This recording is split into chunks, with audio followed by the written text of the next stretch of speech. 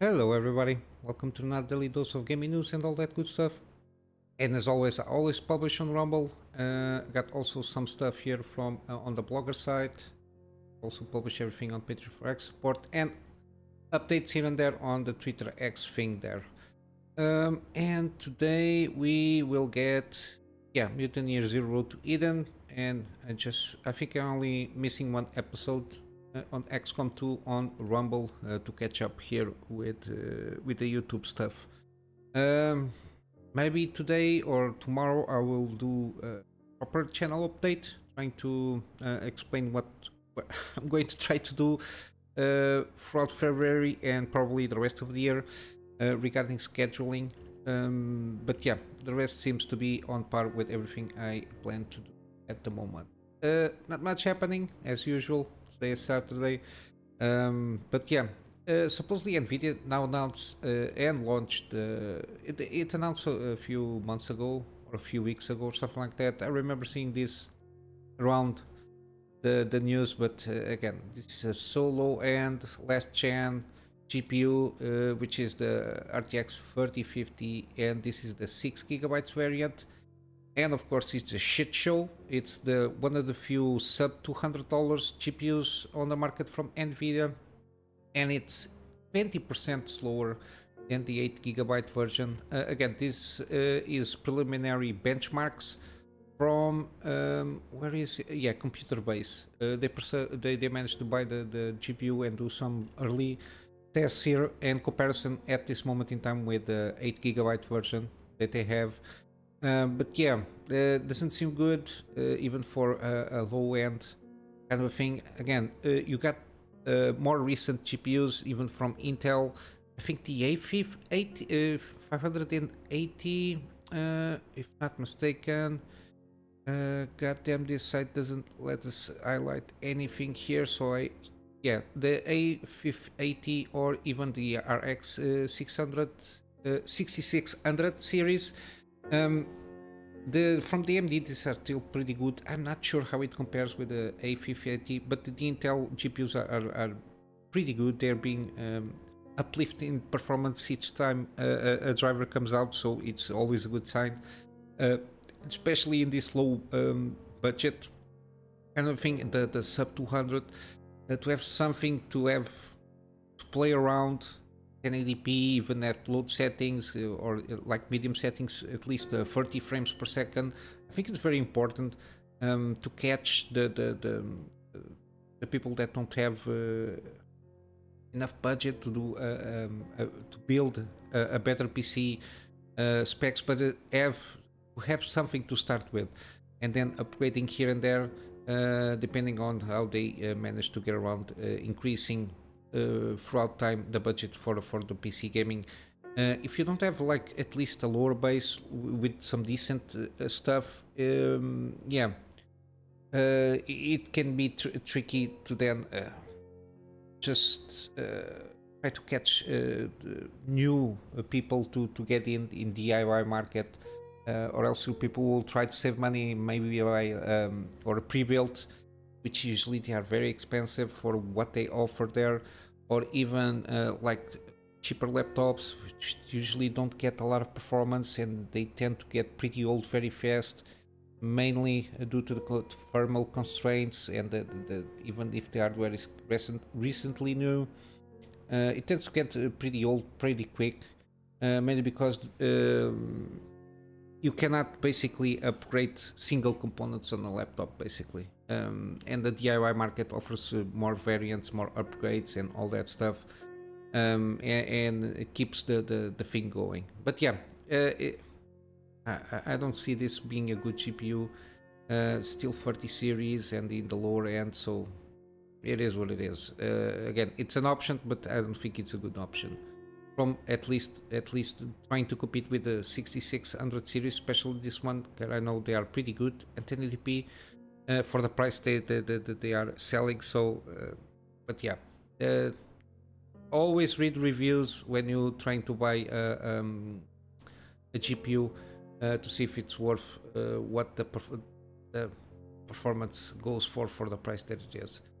Regarding gaming news, we got some more info regarding Nightingale. kind of curious about this game, mainly because of the setting itself. It's kind of more crafting game. But yeah, now supposedly it's going to support out of in the final build DLSS free and FSR free, which is with the fake frame rate stuff. In addition to already the Intel being there. Yeah, because it's basically like a sponsored title from Intel. But yeah, this is not good. Not good in the sense that I will have to assume that they are using this as a crutch to justify lack of the ability of bringing a well-optimized game here. As you can see, even on the specs, they already out of the box. They already put the upscale quality being there, which is balanced. The settings here, they have the graphic settings in 4K, for example. They have ultra quality. The recommended ones, which usually still aims for 1080p, a balanced one. They trying to reach around between 60 frames per second. That's the target frame rate. The minimum here is just the bare minimum to run the game. And then with the frame generation stuff, they're already putting here, announcing how many frames you will get on frame generation. Still, of course, the specs themselves are a little bit seem a little bit steep. Again, the fact that it's also Unreal Engine 5. Okay, I can give them that because it's a relatively new engine. I think that because it's a new, very early build of a very early version of the engine. I think a lot of devs, and it will take a couple of at least 1 or 2 years more to see more optimized out of the gate games with this engine, because it's very new. It has the Lumen stuff and the Nanite stuff, which can be a little bit of a load on the system itself, mainly on CPU, I think, from what I understand. And yeah, it can seem a little bit steep, but yeah, the fact that they're already bringing out of the gate that this kind of specs announcing what you should put in terms of upscale quality. So basically, you're not playing at 4K. You're basically playing at 1440p, and then you're upscaling to 4K. And you're only getting 60 frames per second. It gives me the impression that it's not a very well optimized, at least at the moment, because it's the early access game. It will stay here like 1 or 2 years, I'm not mistaken, and they will try to I suppose optimize throughout time while they'll get even more familiar with the engine. But then again, they say I think Lumen, it's basically ray tracing, software ray tracing to a certain degree, can be turned off for better performance, of course, because it's very taxing on the system. Also, Lumen, it's a little bit taxing. I think it, especially on lower machines, I think it's going to be a more interesting thing to turn off these kind of things, especially Lumen. And shadow stuff can be lowered a little bit, the quality, to improve the flow of the game. The development team also defended its artistic choice to use high fidelity assets rather than the relatively simple low polygon styles used in other survival games. Again, it's one of the things that also caught my attention, is the fact that they are aiming for a more graphic fidelity here. The fact that it's on the setting itself, like a Victorian kind of a feel there, with high quality settings. They are also very dependent on oh my god, procedurally generated maps there. I think you have like the card stuff that you can have to try to gain some not some performance, but to gain some more things to your advantage in the seed itself, on the map seed. Seems to have some interesting things. I'm curious, but I'm not overwhelmed in hype with this game. I'm paying close attention because this might be the only game that I might, even though it's not very much my style to go about crafting and survival games, it have to be something that interests me and keep me on the loop, because this kind of games is also a very high time resource. management here for the games that you have to play, and if you're going to dedicate a lot of time, you have to manage that with a good game, especially on these ones when you have to spend a lot of time each session. And lastly, we got here from some exciting rumors from Elden Ring Shadow of the Erdtree. Again, the plot thickens on the rumor side. There seems to be some changes here on the SteamDB thing, which is technically basically they are on dev debug stage, which basically they are debugging the content, looking for glitches, performance issues, like Q&A stuff to check if everything seems okay. Again, it's another stage in advancing for the DLC stuff, supposedly. Again, doesn't mean that it's coming tomorrow or next week or by the end of the month, but it's something that at least indicates that they are working actively working on this. I just hope we will have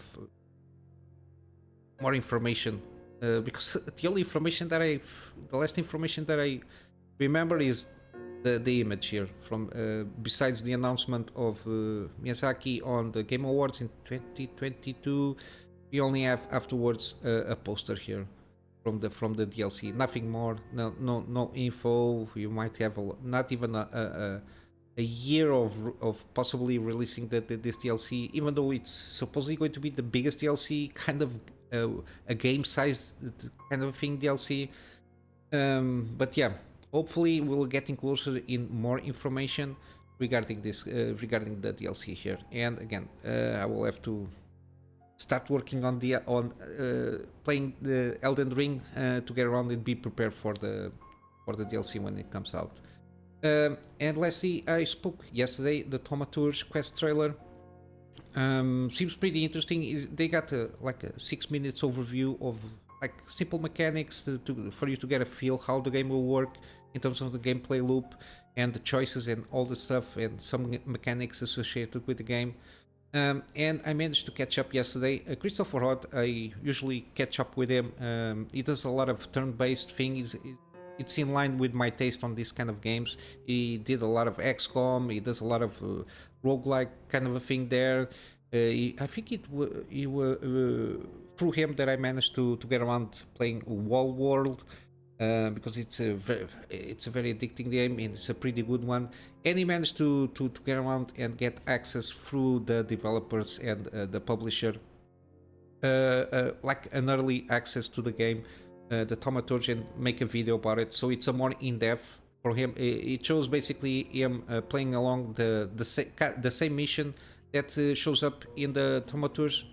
I think they don't want to spoil a lot of stuff from the game, so they choose this mission for people to go around this. And I think it's one of the few people that was able to have early access to this kind of a build of this mission.